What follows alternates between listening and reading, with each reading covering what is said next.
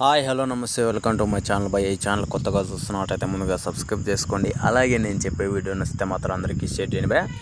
అయితే ఈరోజు మన టాపిక్ వచ్చేసి మన మిస్టర్ బచ్చన్ నుంచి అయితే ఒక ప్రోమో సాంగ్ అయితే వచ్చేసింది భయ.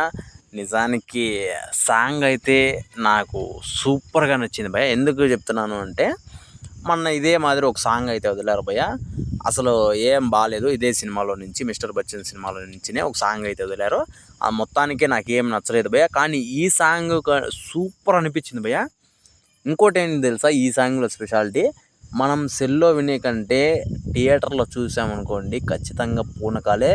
వాళ్ళు అక్కడ విజువల్స్ వేస్తున్నారు కదా, మనం వేస్తాం భయ విజువల్స్, అది మాత్రం పక్కా.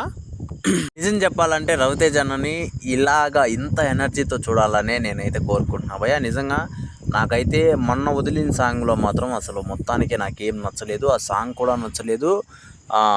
ఆయన డ్యాన్స్ కూడా ఏదో నార్మల్గా అనిపించింది, కొంచెం రొటీన్గానే అనిపించింది, స్టెప్పులు కూడా. కానీ ఈ ప్రోమోలో మాత్రం స్టెప్పుల గురించి కాదు, కానీ ఈ ప్రోమోలో ఆయన ఎనర్జీ ఏదో వేరే లెవెల్లో అనిపించింది నాకు. ఆ పాటలో ఎనర్జీ, ఆయనలో ఎనర్జీ రెండు మ్యాచ్ అయినట్లు అనిపించింది భయ. నాకు అది మాత్రం బాగా నచ్చింది. ఇంకా సాంగ్ కోసం, ఫుల్ సాంగ్ కోసం అయితే నేను ఎదురు చూస్తున్నాను. నేనైతే ఏమనుకుంటున్నానంటే వీళ్ళు మామూలు ప్రోమో సాంగ్ వదలకుండా, అంటే మామూలు ప్రోమో సాంగ్ అంటేనా లిరికల్ సాంగ్ వదలకుండా డైరెక్ట్ వీడియో సాంగే వదిలేస్తే బాగుంటుంది నేనైతే అనుకుంటున్నాను భయ. ఎందుకంటే రవితేజ అన్నని ఎలా చూడాలనుకుంటున్నాను ఈ సాంగ్లో చూడొచ్చు అని నాకైతే అనిపిస్తుంది భయ. ఈ ప్రోమో చూసిన తర్వాత అలానే ఉంటే మాత్రం హైలైట్గా ఉంటుంది.